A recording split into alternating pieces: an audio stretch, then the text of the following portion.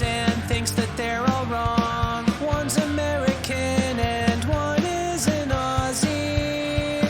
Talking about StarCraft 2 and the esports scene. Happy podcast day, Falcon. Thank you, Samacron. Good to be here for another podcast. Always nice. Yeah. It's good. It's good. I don't think I can really say much more than that.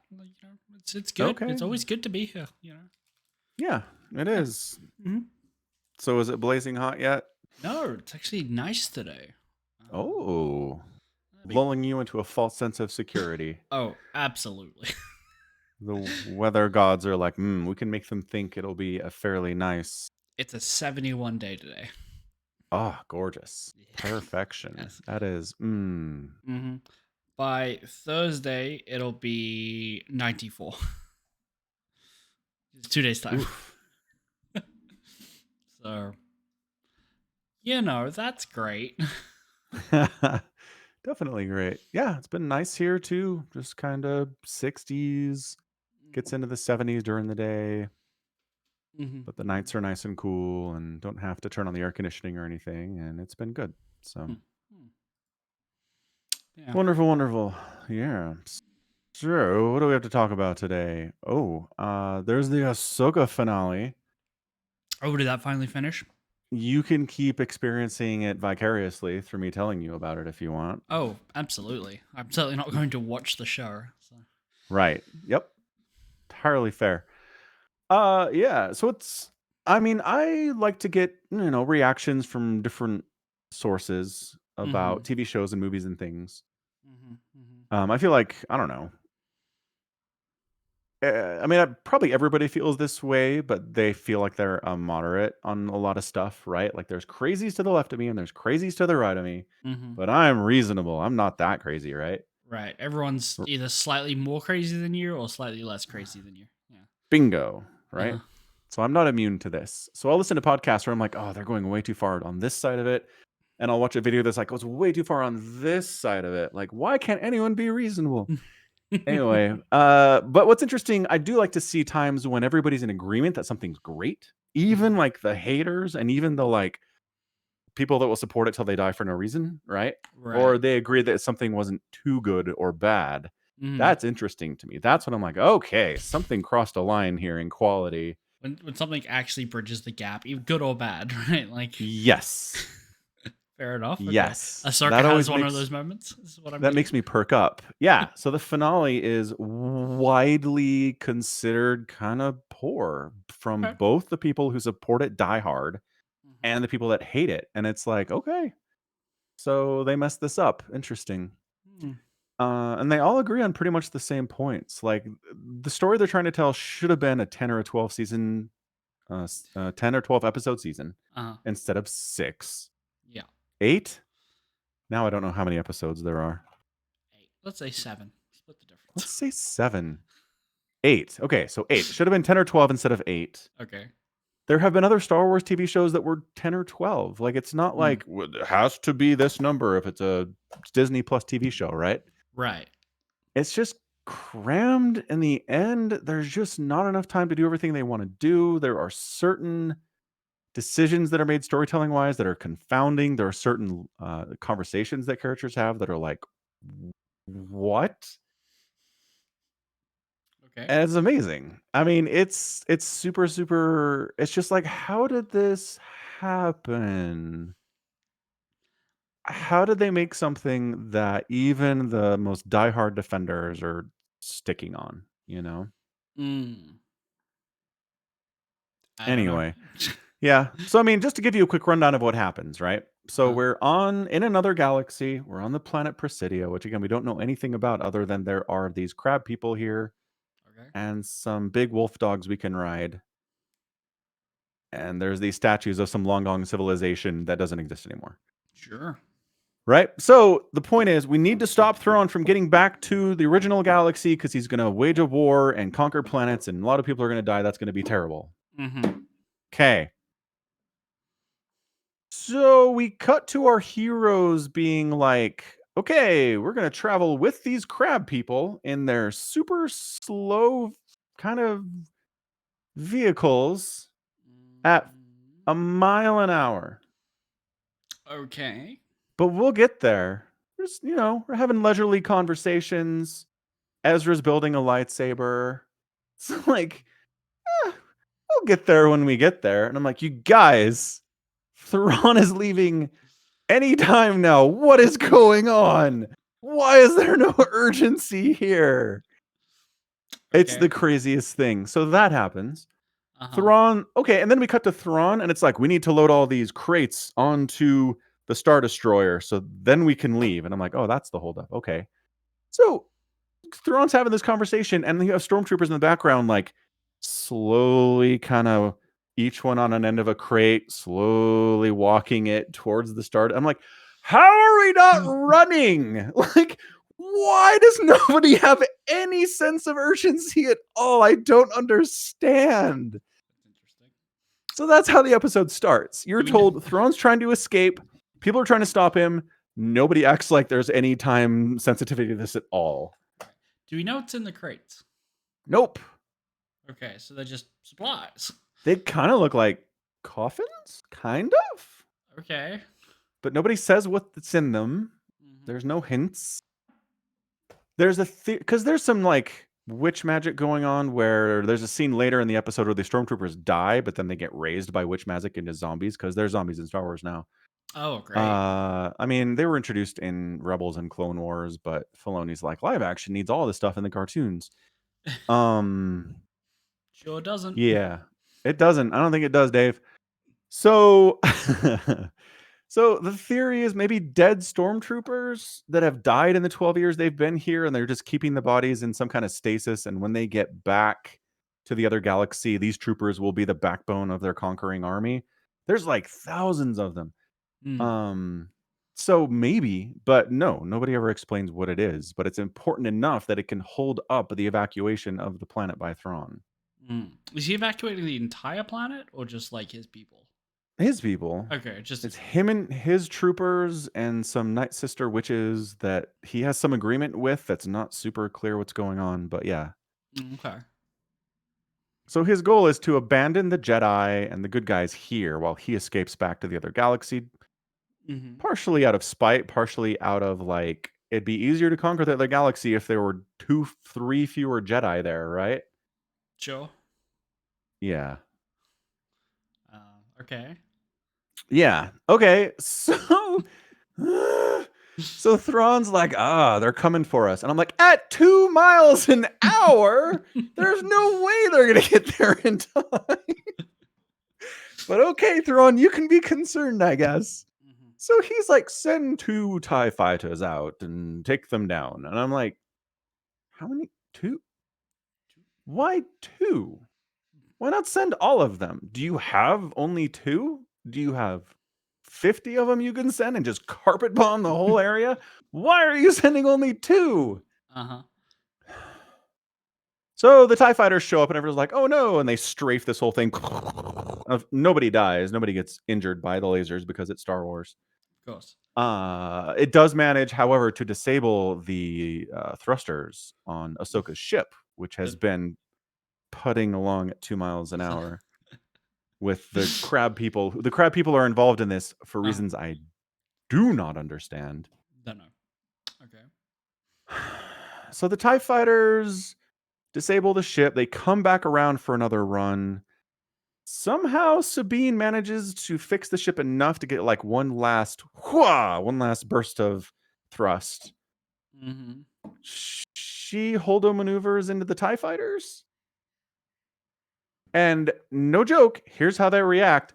And it's like, you guys, you are in Hold on. TIE fighters. The people in TIE fighters see another ship that is moving at like 2 miles an hour. Suddenly jump into light speed and they're like, they try to shield their faces. Yes. These decades-long veterans of presumably conquest and combat, they don't just like swerve a little or pull up. Nope. The other important thing to notice here is that there's 2 TIE fighters. If they both split off, You they can only can't both get hit. hit. Right. It is painful. Sometimes I feel like on this show, I deliberately watch a lot of bad shows because I enjoy watching some bad shows and You like isekai trash. Yeah. yeah, and which new season of anime, so I've started like 7 new ones. But I mean, I feel like we've swapped roles here a little bit. Yeah. No, I think you're right. Not wrong. Mm-hmm. It's bad. And that's not even the end of the episode, right? Does Sabine hit No. either of them? Yeah, Oh, both of them. They both die. Does she die? Nope. No one good gets really all that injured or killed at all in the entire episode because Star Wars is afraid to have consequences. Mm-hmm. Yeah. So colliding with the TIE fighters does disable Ahsoka's ship, so it can't move now. Like, that's it. Last gasp. And the damage done by the TIE fighters colliding with it, it's toast. Okay. Okay? Yep. So Sabine comes out of the totally wrecked ship, walks over to Ahsoka and Ezra and is like, got him.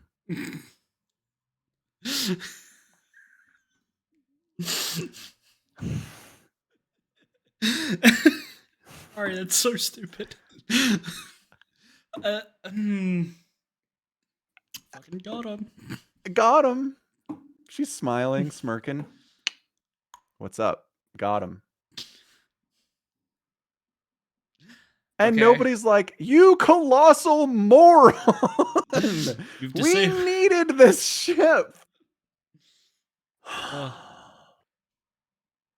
It's so bad. So then, in continuing the confounding, baffling sequence of events in this show, they have 2 of those wolfhound dogs. Sure. That they then hop on and ride to Thrawn, which is honestly 10 times, 20 times faster than they were going before. Why weren't they doing this previously? I don't know. Why weren't they just flying the ship, which can go 1,000,000 times faster than the dogs?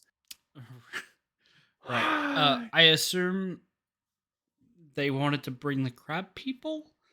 But why? And there's a method of transportation that the crab people had to have used. Like, you couldn't fit them all on the ship, or you couldn't put them all on dogs.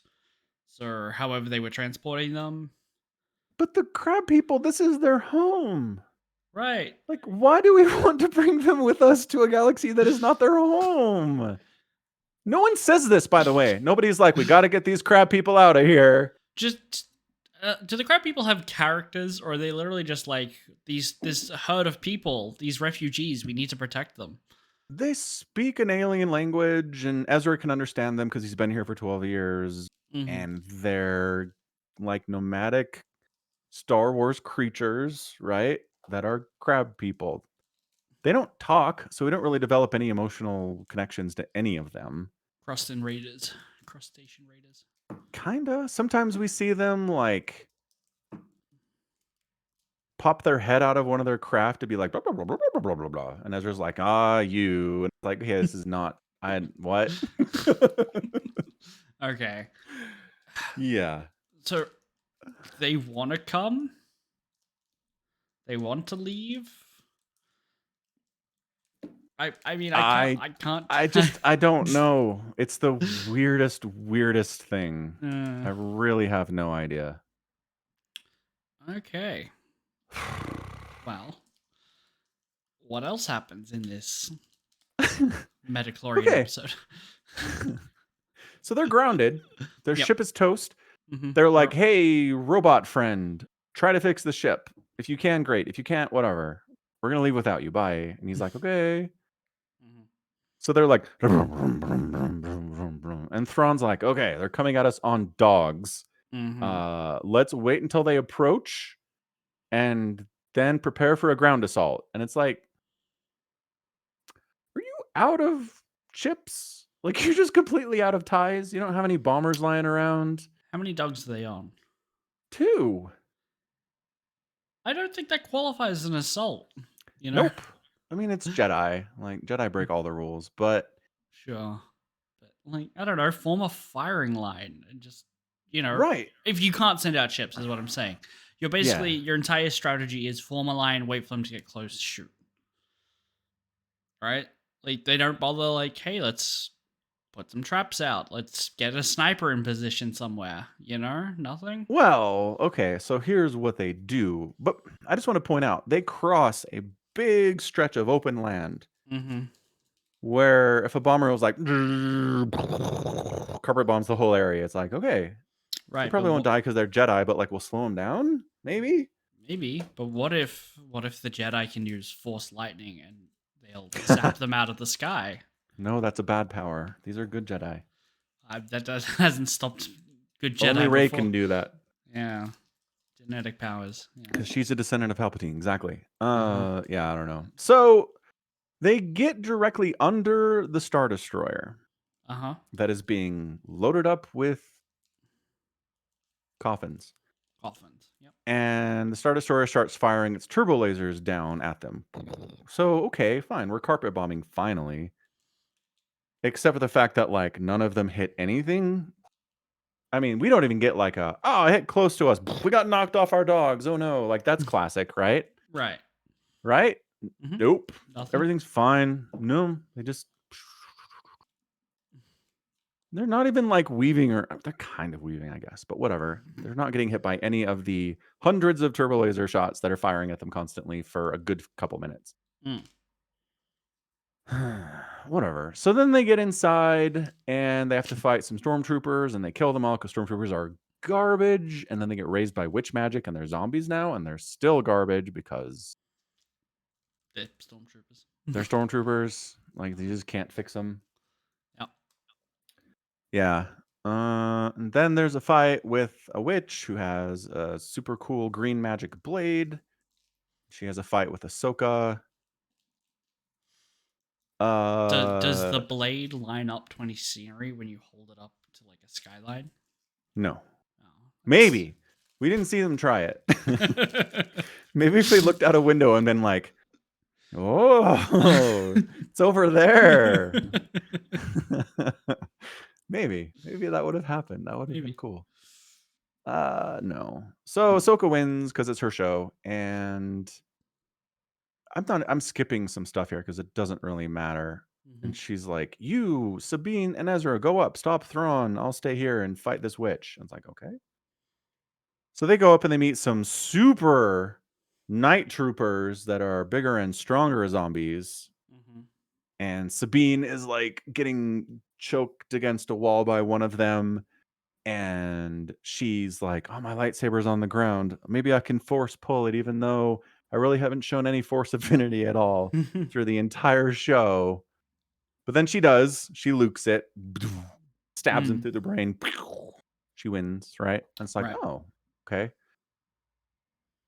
We'll come back to this in a second. So they kill those. They get up to where, and finally, Thrawn's like, "Okay, it's time to go." And it's like, dude, you had so much time to go.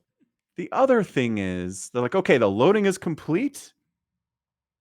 Let's send down the giant hyperspace ring to connect with our Star Destroyer now." And it's like, The what? So how they got here in the first place? Yeah. There's a big ring that has like 4 giant hyperdrives in it. Okay. That they needed to get to this other galaxy because Like the this is whales not a wouldn't be able hard science show. No. To get farther, you need more hyperdrives engines, right? Sure. It's Star Wars, man. Like, they just say things. It really doesn't matter. It's true. But it's stupid. I mean, I'm trying to resolve this conflict in my head where it's like, well, a bigger ship would need bigger drives, or bigger drives on a smaller ship would make it go faster. But how does it meet the energy requirements? Yeah. How do we get distance out of this? Uh, I don't know how distance works. In The Last Jedi, they talk about fuel and running out of fuel for the hyperdrives, but mm-hmm.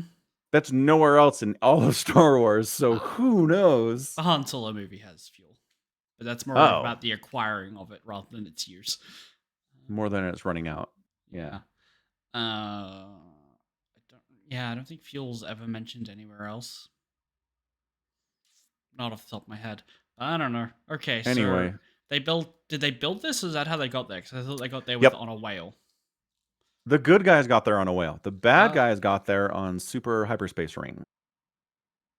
I thought the bad guys got there on a whale with Ezra and Rebels. Thrawn did. But the bad guys who were trying to retrieve Thrawn from the other galaxy built a super hyperspace ring. Oh, okay. Sure. Yeah. You're right. There's a lot of traveling to this other galaxy, and there are different methods. Yeah. Yeah. Yep, okay. So my thing is, okay, look, if you know you have to wait for this cargo load to finish, bring hyperspace ring down from orbit and connect it to your Star Destroyer. No, it connects in the docking bays. It can't. Which is What? where it like the hyper ring clearly connects via the cargo and the docking bays. Like if you did that, nobody would be able to load crates. Right. Do we know how long the crates have been on Course. the ground? Like Thrawn's this super smart general dude, and he's just like, well, our savior, our ability to get back to the other guys, he could be here any day now. Let's just leave all our valuables on the ground next to our ship. Do we Right. want to keep it stored on the ship in a defensible location where we can monitor it and not, get stolen by the local crab people? No, let's leave it here. Well, it's docked with like this old tower, Okay. which is, I don't know. So it's in this tower, which is kind of the headquarters for like Thrawn and company, I guess, for the last 12 years. I talked about this last time, but like we just needed an episode that was like, here's what's been going on Presidia over the last 12 years. Because the show is not interested at all in what's going on. Yeah. Ezra hung out with crab people. Thrawn didn't go looking for Ezra, didn't really do much. Just sat on his ass and waited for rescue. Like, that's all we know. So- It's crazy. My headcanon is Thrawn is smart enough that he knows Jedi can do some bullshit, right? And he knows that if he goes after and kills Ezra, somebody will feel it in the Force and no one will come looking for him. And then, if no one comes looking for him, he won't have a way to get back. That's why he hasn't killed Ezra. Yeah. I mean, honestly, I'd take that. That's not a bad plan, seriously. Yeah. It's like, I can't get back home, but Jedi are tricky. So as long as Ezra's here, somebody will come looking for him, and then we can get back. Yeah. Yeah. I don't know. So then It gets worse. Ezra and Sabine get up to the top of the temple, and the Star Destroyer now finally has started to like leave Presidia after so much time. What's hilarious is in the previous episode, Thrawn ends it by saying, Ahsoka has now lost the one thing she could not afford to lose, time. There's no stopping us now. And it's like, oh, so you're leaving then. That's cool. Like, Ahsoka's over here. You're over here. You leave. You win. Nope. He still had a bunch of stuff to do. He still had a ton of time that he needed to get through before he could escape. It's just like, why is this not? This just doesn't make any sense. Wow. Is there more? Anyway. Yeah. So then Sabine and Ezra, who is a himbo if I've ever seen one. You familiar with the term? Okay, he's a himbo. He is just an empty blank slate of happy. Like, he shows no concern for anything ever. We never see a conversation where Sabine's like, yeah, so we need to go stop Thrawn from leaving because the reason how we got here was I kind of gave the bad guys a way to get Thrawn back home. We never see a conversation where he's involved in that, how he reacts to it. Right. Doesn't matter what Ezra thinks about anything. Hold on. This hyper space quad jumper or whatever, right? This upgraded superior engine. Was that attached to Sabine's ship when she got here? No. Okay, so her ship was loaded in another ship? Sabine gives the bad guys the map they need to get to Thrawn using the quad hyperspace jumper. Oh, In so the okay, process, so the bad guys already had one. They yes. just didn't know where to go with it. Okay. So the way you said it earlier made it sound like Sabine built it, right? No. Well, that's okay. We want to go back and talk about other stupid stuff that happens in this show. Let's do it. The show opens with Ahsoka finding the map to where Thrawn is. So there's a map. Yes. When he got taken by space whales, there was enough time to leave a map. Well, the map is old. So the map lines up with the galaxy and points to where he is. I think what we're supposed to understand is that it's a result of witch prophecy. Okay. That some witches like 1,000 years ago were like, I have this of this blue guy. We need to make a map that goes here. We don't know why. We're gonna bury it in this temple and then we're gonna die. Sure. Okay. I told you it was stupid. Yeah. So Ahsoka finds it. Uh-huh. And then trades it for passage. No, Ahsoka finds it, brings it back, is like, I can't figure out how this works. It's like, you think this is a map to Thrawn. You say that. Just destroy it. Like, why are we futzing with this thing? Mm-hmm. And then she's like, Sabine can help figure out what this is because she's techie. And it's like, okay.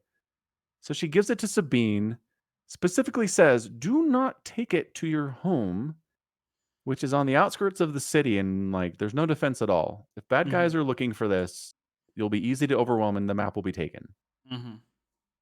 Sabine takes it to her home. The bad guys show up. They take the map. They stab her through the chest with a lightsaber. And it's like, man, Sabine makes a lot of bad choices this whole season. Well, I'm sure that stab through the through the chest with a lightsaber, that's probably gonna have some lasting effect on her ability to like move at the very least. Nope. Next episode, she's in a hospital bed. She's like, oh man, I sure am sore and recovering. And then she's fine after that. So, yep, being stabbed through the chest with a lightsaber has been completely nerfed. It no longer means anything in Star Wars. Congratulations, Dave Filoni. Ooh, remember when it killed Qui-Gon Jinn? Yeah, Qui-Gon's got to be super pissed. He's like, what is this bullshit? Why did I die from this? New headcanon in the, 20 years since the fall of the Republic, the lightsaber build manufacturing has gone way down. And while they still look just as lethal, they're actually way less powerful. They're way worse. Yeah, I can buy that. Yep. I can buy that. Oh.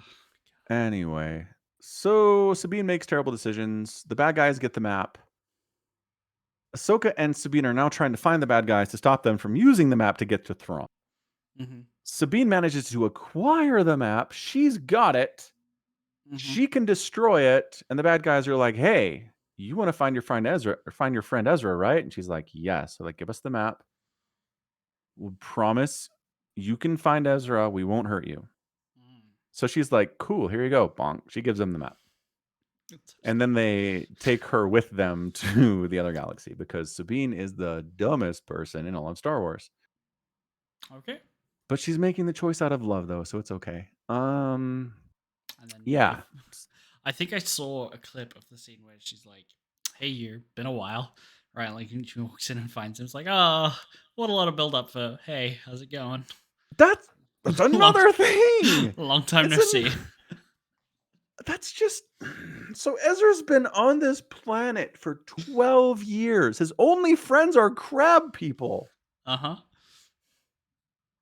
That doesn't change you? Like... Crab people I are people feel like too, it would Falcon.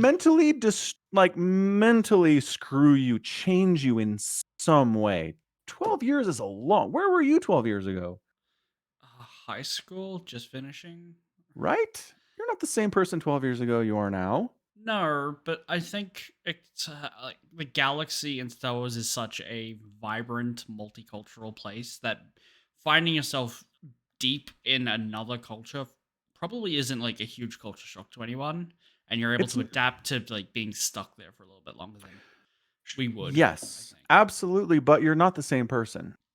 Oh no, not the entirely same person. Like the Obi-Wan that went into hiding, right, was not the same Obi-Wan that helped Luke go rescue Leia. Right? Like, those aren't the same people. Right. Right. Mhm. Because time changes everyone. And being separated from everyone you know and love for 12 years. Right, but I'm trying to mitigate the crab lives matter people here. Oh, okay. You know, Great. 'cause, you know, crab people are still good company. I mean, I'm sure they are. I don't know, man. I don't know. We I don't mean, get a lot it's of not time like with them. it's not like he's living in squalor. It's not like he's literally living like sand holes on the beach. You He kind of is, yeah. know. Okay. I mean, they're huts. They're like nomadic people. They don't Right. like have a city or a village or anything. Right. Yeah, so. Whatever. Whatever. But that's so just put yourself in this position. You've been on a deserted island somewhere. Mm-hmm. Like maybe there are some people there who you don't speak their language. You learn it over time. You're not of the same culture. You make friends with them. You're cool, but you don't see anyone you know or love for 12 years. You don't know if they're alive, if they're dead. Right. The planet, like Star Wars, is also especially at the time when Ezra left. It's like the galaxy was at war with itself, Yes. right? Yes. Like, you don't know if planets are alive. You know. Right. Star Destroyers, Death Stars exist in your universe, right? Yeah. Like, there's a lot to be worried about. That would just fray your nerves not knowing for 12 years. And not even not knowing, but that there is no way to find out. It's like you can't even tackle this problem one step at a time. You'll just never get to it. Yeah. Yeah. And like you've got a certain sense, okay, and like Ezra has a certain sense of peace that he took Thrawn out of that equation. Mm. Thrawn was dangerous. Thrawn was conquering everything. He gone now. So like things are better, but they're not fixed. Right. Mm-hmm. Mm-hmm. So after these 12 years, one of your very best friends, a person who knows you better than anybody else, shows up. Mm. Hey, you. Hey, you. Hey. Took you long enough. Cool. What? Like, what? I don't understand. There's no emotion. No one's. There's no tears. There's no. Oh, finally, I can go home. There's there's an embrace after Sup? like Sup? a minute and a half of like staring each other down. Mm-hmm. It's the craziest thing. It's the craziest thing. So anyway, back to the present times. Ezra and Sabine are at a place on the top of this tower where they can get into the Star Destroyer, but it's flying away slowly, right? Because Star Destroyer. Mm-hmm. And for whatever reason, the Star Destroyer has a completely open cargo hold. Like, if you jump, you can get into it. The doors don't shut. There's not a force field or anything. Like, they're just leaving the back door wide open for these Jedi that they know are on this tower, that they know are trying to get on the Star Destroyer, and they're like, back door open. Ship's in ill repair. They probably can't close it. Fine. Give me that. I'll take that as an answer. So hold on. The doors don't close. There's no force field. Is there still oxygen? I don't know. I don't know. Because they're gonna break atmo at some point, right? Yes. Okay. And then the entire ship is depressurized. Right. Or at least and then everyone dies. The end. The first working bulkhead. Yeah. So Sabine's like, let's jump, let's get it. And Ezra's like, we can't, it's too far. Again, the limitations of the Force, there are no rules for this, right? Right. We see Jedi jump huge distances. Sometimes, other times they can't. Sometimes they can force heal, sometimes they can't. Sometimes they have force speed. Once in one Star Wars movie, in one scene, and it's never used again. Yeah. Like, there's no sense of anything. If they had said, Ezra's like, I can force jump that far and I can bring you with me, I'd have been like, okay, it's the Force. Like, of course you can. It can do anything. Mm-hmm. But instead he's like, I can't make that. And Sabine's like, no, if you jump, I'll force push you. And he's like, you suck with the Force. And she's like, shut up and do it. You a get great up there plan. and then you force pull me onto the ship. We can make it. And Ezra's like, Do they really talk in terms of like actions in a video game? Force pull, force push, force jump, force speed. Like, that's how my brain remembers it, but I don't know that they do. okay, because that's just a little bit meta, where it's like they Yeah. realize they're in a movie, or a TV show. Yeah. Um, But because that's what they're saying, even if they're not saying force push and force pull, that's what right. they're saying, right? That's what they're saying. Yeah. I'm trying to remember which movie it is, but I think it's Qui-Gon to like a young Anakin in what's the name of the first movie? Phantom Menace? Thank you. Mhm. Where that the force flows through a person and sometimes it guides their actions. Or it might be Obi-Wan to Luke. But in my head, I've always like interpreted that as sometimes you can do things and sometimes you can't because the force wills it, right? Like the force knows Right. what's up, and it's like if you need to be able to use force speed, and you right now you can, but that's the only time in the entire franchise you will. Yeah. That doesn't make any sense if you have genetic force powers based on who's your granddaddy. We need to go back to that. I don't want to do it now, but yeah, right. Right. So KOTOR 2, Knights of the Old Republic 2, the entire plot of the story is there's an ex-Jedi who's like, the Force controls everything. Mm-hmm. The Force determines who can use the Force to do what. And it has an agenda, and it's controlling all of us, and I don't want to be controlled by the Force. I'm going to end the Force. Mm-hmm. So yeah, so this has been played with before in Star Wars storytelling. Mm-hmm.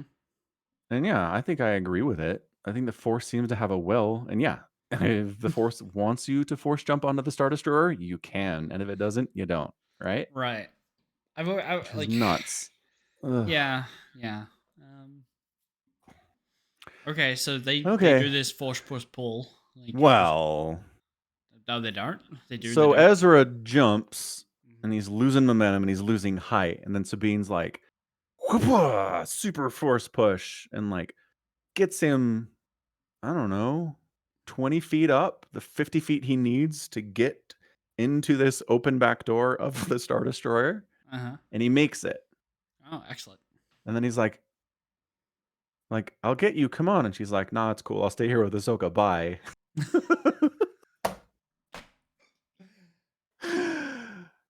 I mean, so, hold on. In my mind, when you're like, okay, they need to like do this like big jump and push to get there, and then he turns around and is like, come on. They're still within like talking conversation, or they're like screaming at each other across vast distances. Like, no. How big is the jump are we talking? Big enough for a force jump? I don't know, man. They're close enough they can see each other and hear each other talking. Put it in Baldur's Gate jump terms, right? Because I'm familiar with that. Like, do you think one of your characters could make that jump if you tried it? Like one of my strength characters? Yeah. One of the characters No. I've seen you play. Okay, so it's a little bit further than that. Okay. Yeah. I don't know, man. So Ezra gets up there. There's a couple stormtroopers like standing on the ledge, being like, "Oh, there's Jedi trying to get onto our ship. What should we do? I don't know. Let's stand here." And then Ezra gets up there and like knocks one off the edge and kills the other one. And it's like, maybe you should have had a different plan, guys. So, yeah. Okay. So Sabine is at the top of the tower. Yes. Ezra's on the Star Destroyer, and Ahsoka's Yes. at like the ground level of the tower fighting. She's on like level 4 fighting a witch. Witch, right? Yeah. Sounds like a Left 4 Dead playthrough. Yeah, kind of does. But okay, but so Thrawn, super mega genius, is like, I know the Jedi are in the tower. They're probably going to try to get onto the Star Destroyer. They have mystical powers that might let them get onto the Star Destroyer, even if it's kind of far away.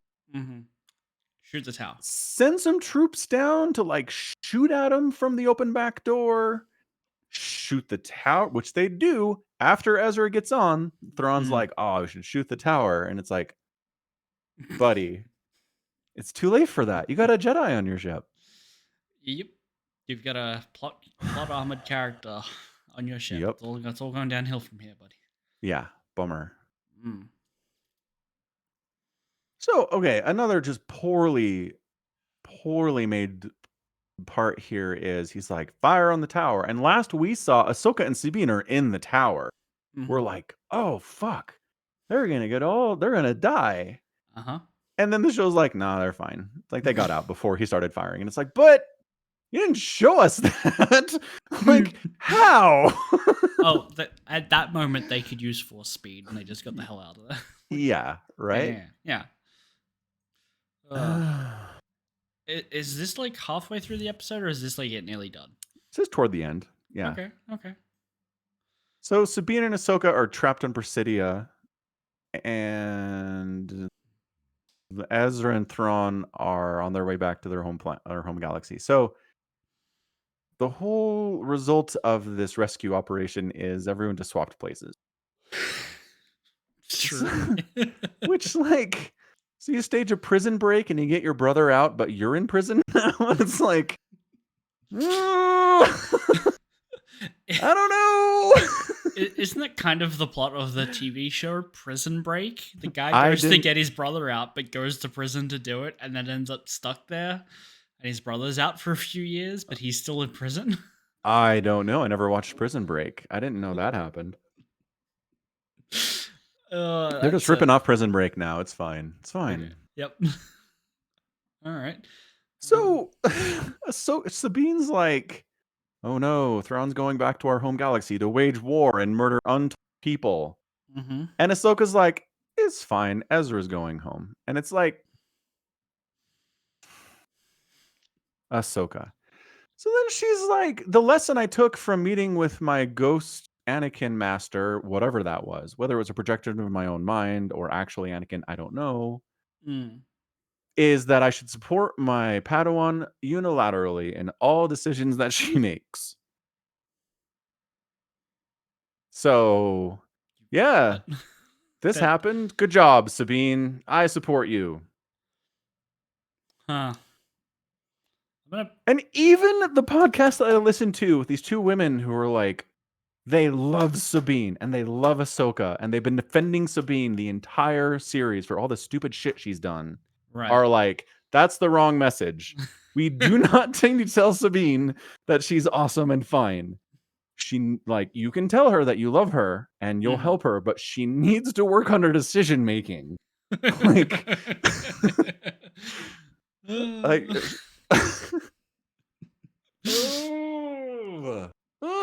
and I don't know. I was talking about this in the Discord server. I kind of came up with the term toxic femininity. Like, we know what toxic masculinity is.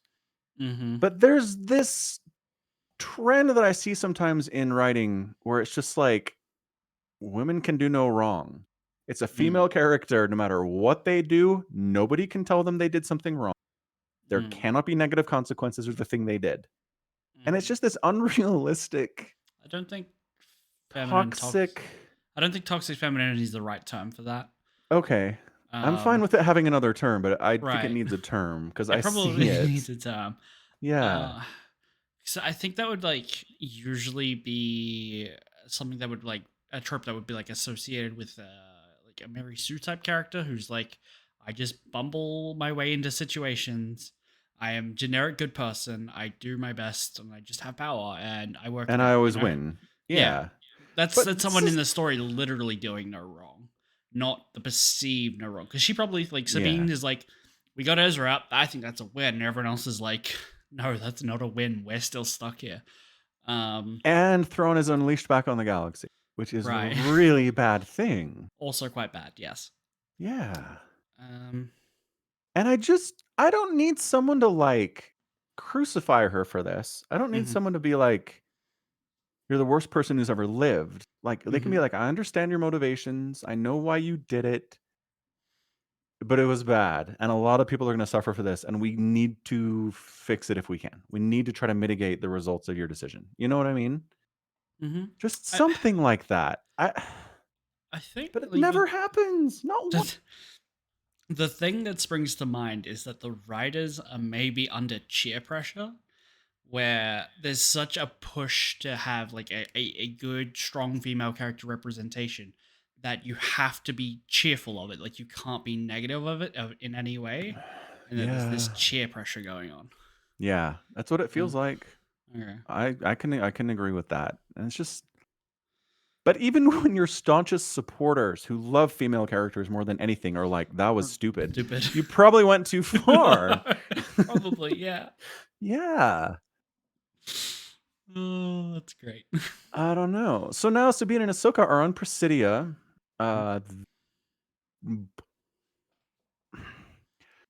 Can they hitch a ride back home on a space whale? Maybe. But like, the only times we've seen the space whale show up are when a Jedi specifically is like, "Yo, can we hitch a ride to this place?" And they're like, "Okay." We've been told that space whales go here to die. It's like a space whale graveyard. So that doesn't really help. Like an old and increpit space whale shows up and goes, "Bleh," and you're like, "Ah, crap. Can't ride that one home." You know? Yeah.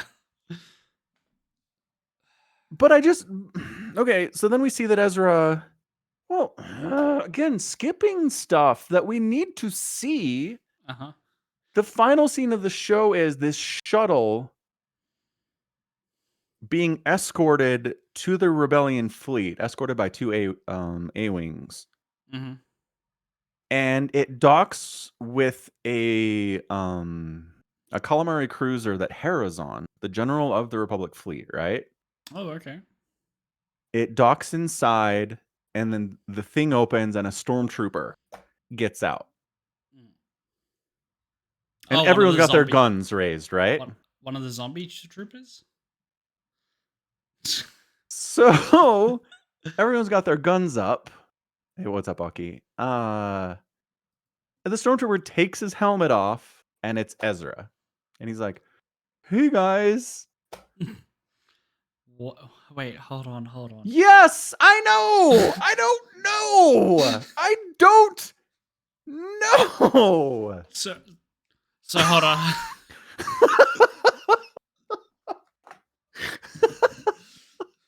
So the last time we saw Ezra, he was like being force pushed into the back door of a Star Destroyer.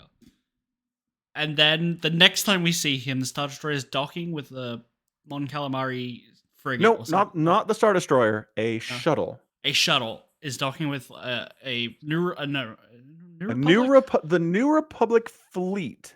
The New Republic fleet. It is docking with one of the Mon Calamari cruisers, part of a larger fleet. It's like the core of the Republic military might. And it's it's a stormtrooper, and everyone's got guns, and they raise, and then he takes the helmet off, and it's Ezra. Yes. And they don't shoot because they all know who Ezra is. Also, how did Ezra get there, and anything in between from those 2 points? What the fuck?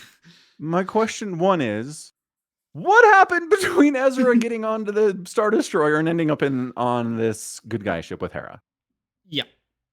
What happened? Did he just like scurry around the vents of the Star Destroyer for a while until he steal his shuttle and then get out without anybody shooting him down? How? Don't know. I don't know. Why wasn't he, once he was away from the Star Destroyer, why wasn't he like, time to take off Republic, these clothes. Take this clothes off, broadcast on all frequencies. This is Ezra Bridger. I'm back. They'll know like who you are.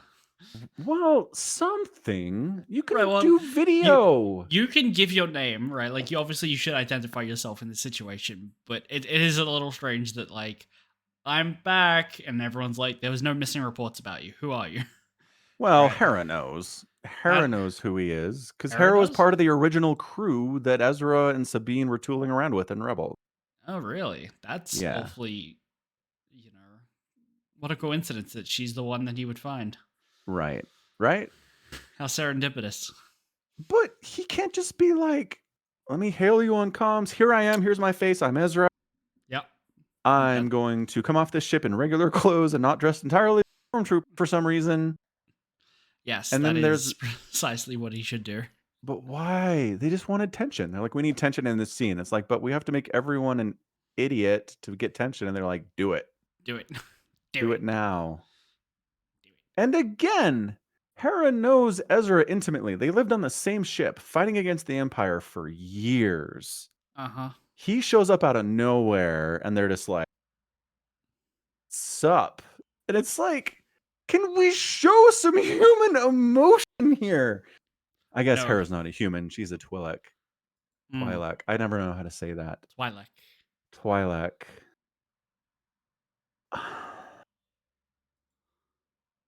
I just don't. So, okay, so then the other thing is, it doesn't seem like the Republic fleet is battle scarred at all. So is Ezra able to escape immediately? Like they come out of hyperspace, they're in the new galaxy. Ezra's like, I got a shuttle, gone. Nobody shoots me down. Nobody chases me because I'm just in a shuttle. I can't defend myself. There are no guns on this thing. Right. I'm going to find the New Republic fleet and warn them that Thrawn is back before Thrawn can really get anything going. Which seems crazy to me. Yeah, that seems wild. But they don't timestamp it. Maybe it was 6 months after Thrawn came back and they've been fighting him forever. Who knows? Who knows? Who knows? Oh. So then the other thing is, why can't Ezra just be like, what up, space whales? We did this once already. Take me back to Bersidia. We'll pick up Ahsoka and Sabine. It's easy peasy. It's not a big deal that Ahsoka and Sabine are stuck on Presidia because I can just come get them whenever I'm. That's all. Yeah. Yeah. Sounds like you really enjoyed this show. There were things I liked. But yeah, overall, I just think it's a failure. Oh, and then there's dedicated 40 seconds to Balin and Shin. Oh, yeah? Yep. Balin looks at a volcano, and there's a statue in the background, and Shin goes to hang out with the discount sand people that are on Presidia, the raiders. We don't know what they're raiding. Each other. I guess. You're raiding something. So... yeah. Well, that's It's just we needed more time with Balin and Shin. We still don't know exactly what Balin wants to do, and the actor who plays him is dead now, so who knows how that's gonna go. I just recast him, I imagine. Yeah, I guess. He's a huge dude, though. Yep. I don't know what they do. Anyway, so that's Ahsoka, and they talked about this in the podcast I listened to. They're like, okay, so they told us that the reason Mando season 3 was spotty was because Filoni was paying most of his attention to the Ahsoka show. So we expected great things because Filoni knows what he's doing, right? But then every episode of Ahsoka was written by Filoni, and it's uneven, and there's stuff that's missing and skipped and cramped and not enough episodes, and it's kind of a mess. I wonder if it was being ghostwritten by someone who was on writer strike, and so he actually had to write these ones himself this time. Like everything else he's written has kind of been him, kind of been someone else working collaboratively, right? But it's been a ghostwriter, and now he's like, it's just him. I mean, this finished filming like last year this time, so I don't think the writer strike had anything to do with that. But yeah, okay, but like maybe that happened anyway. Yeah, that's a long time for it to be in post production. It feels like. Yep, there's a lot of CGI in Star Wars stuff. Tons. That's true. Yeah. Wow. Anyway, I don't get it. I don't get why it's hard. And I mean, Andor has ruined me forever for Star Wars because Ahsoka is kind of just Star Wars. Like it's bog standard what we've gotten since 1977 Star Wars. It is. It's got problems. The writing's not great, right? The characters are kind of like sometimes. But then Andor's like, actually, you can have incredible writing and acting in Star Wars. Surprise. And now I'm like, why can't we do this every time? Why are we still doing bog standard Star Wars? Why don't we do good Star Wars? And it's just so frustrating. Oh, you poor thing. I've been poisoned. poisoned well of Andor. Yeah.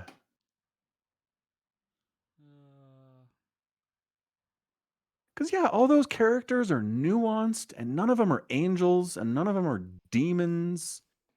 And they all have understandable motivations, and they make mistakes, and there's consequences to those mistakes. And there's heroes, but heroes die. And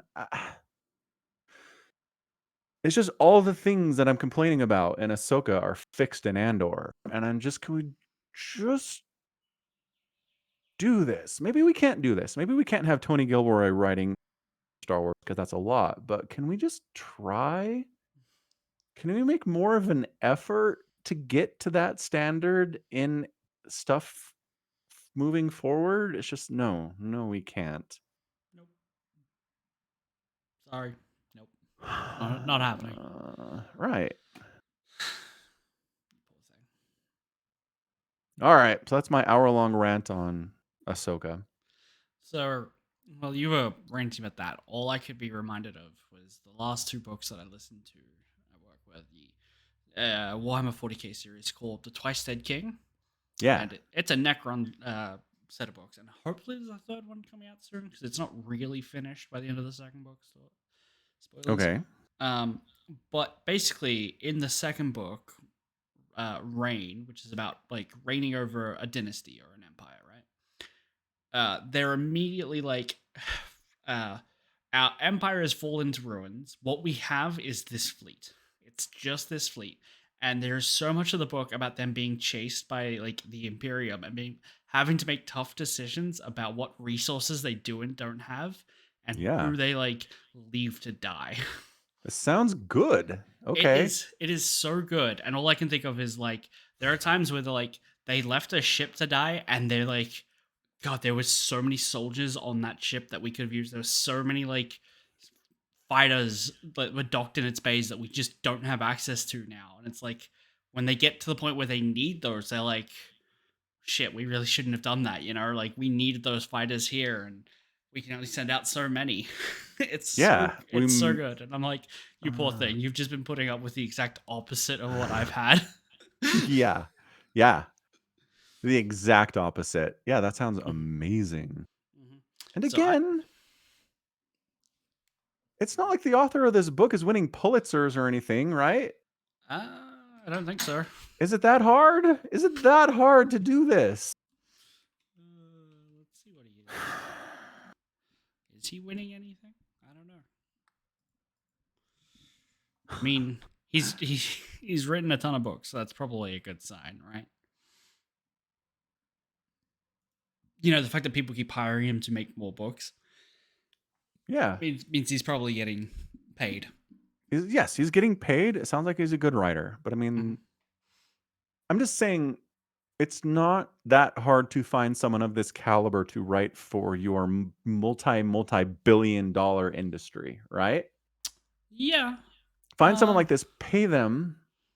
I think it's probably a different process writing a book with a single author versus the collaborative nature of writer, director, screenwriters, editors, VFX artists, and the way that all has to come together to make a good TV show. I think you're discrediting that a little bit, but you know, it's not. It's maybe not just a matter of just find a good writer.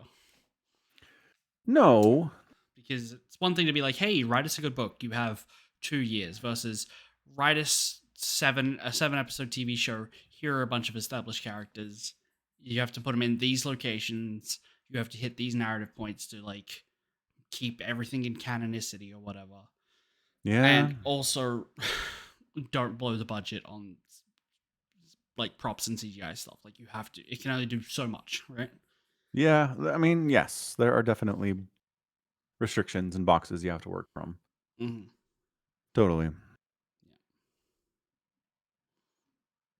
But yeah, this dude, he's just a dude, right? Who, Nate Crowley, the guy who wrote the Twice Dead King? Yeah. Yeah, he's just a dude, right? Like he's not a famous author or anything like that, but you know, he's even if he just consults, right? They have a writer's room. Filoni's involved. They all work together for a few months, come up with scripts, and then run it by this guy. And he's like, "Okay, here's a narrative problem.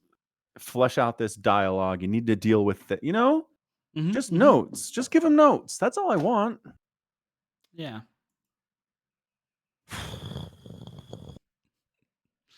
I mean, that's basically what like Filoni's job is supposed to be, isn't it? Like he's the guy he's the producer, he's the showrunners, he's people come to him and he gives notes, and he's the Feige for Star Wars, right? Like he's not. I thought so.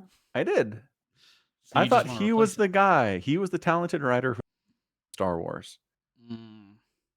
But I don't. Apparently not. I mean, look, the other alternative here is that Filoni had a competently written show, and then the executives at Disney and Kathleen Kennedy were like, we have some thoughts, right? Yeah. And they injected a bunch of garbage and made it incoherent in a lot of ways because they had what they wanted to do. Mm-hmm. Maybe that happened. I don't know. Because again, multi-billion-dollar company. They're not just. I don't know. I have a hard time really expecting them to be able to give Filoni the reins of this and say, "Go." We have no notes, right? Right. So I'm trying to like figure out who this author is and like what else he's done. Okay. His earliest, at least 40K written work is from 2018. So he's only written like 7 things for 40K, and it like his description on like the 40K wiki is Nate Crowley is an author, interactive fiction consultant, video game journalist, and public speaker. That's it. That's the entire description. Not he's written other things. Not award-winning. Yeah. So he does have his own website with stuff I've done. So he has written other books by the looks of it, like the 100 best video games that never existed. That's Yeah, that kind of stuff. Right. Yeah. Not a whole. He used to like be a journalist for Rock Paper Shotgun, apparently, or maybe still is. I don't know. Okay, that's a thing I've heard of. They're a games journalist site. So yeah, this guy just like rocked up, has some really good ideas about 40K, and is apparently making it work. For me, at least. So.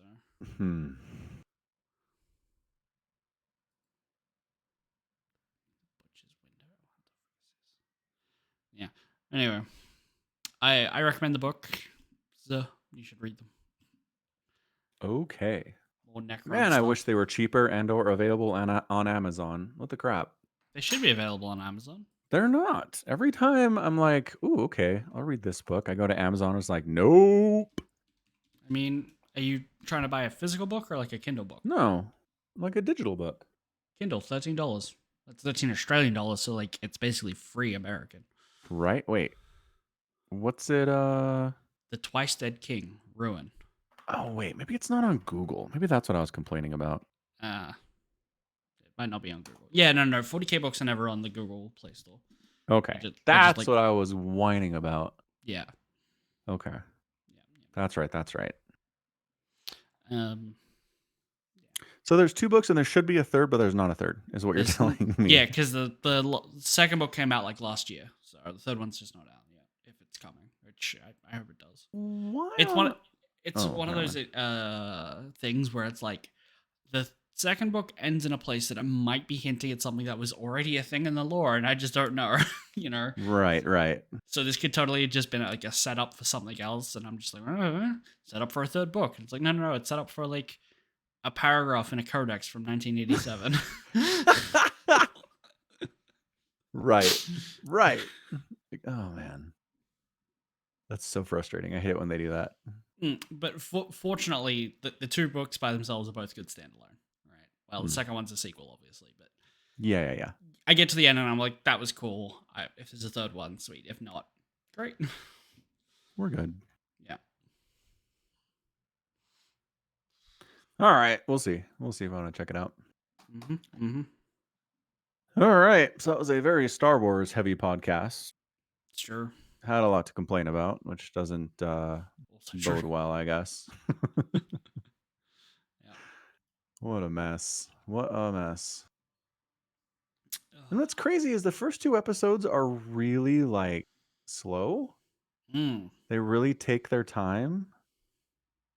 And then by episode 7 and 8, they're like, we gotta go. Let's do stuff. We have to cram everything into these final. But Right. You, Maybe the pacing. originally they had a budget for 9 episodes and then they didn't, you know? Yeah. Yeah. That's the other thing is maybe they planned out for 10. And then Disney was like, we don't have the money for 10. Sorry. Cram it into 8. And they're like, oh, okay. It's either that or nothing, you know? Right. That sucks.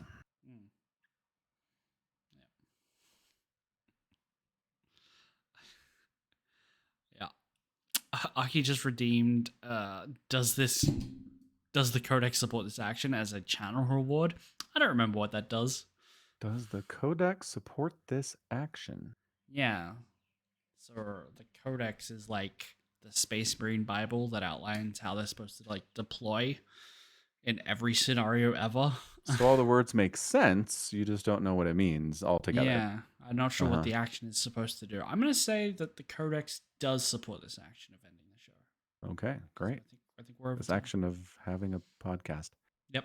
Yeah, we'll do some BG3 after this. Sure. Probably. Distinct All possibility. right. Okay, cool. All right, neat. So that is going to be it from us today. It's been another edition of the Falcon Paladin an hour, just basically Falcon ranting about Star Wars for an hour. So yeah, you can catch us on twitch.tv/Somicron every Monday or Tuesday if you're in the other hemisphere with Australia. It's true. You can support the podcast at patreon.com/Somicron and falconpaladin.store by buying merch. The VODs also go to youtube.com/@Somicron if you're a YouTube person. And until next time, as always, thanks for hanging out. And you take care of yourself. Goodbye. Bye.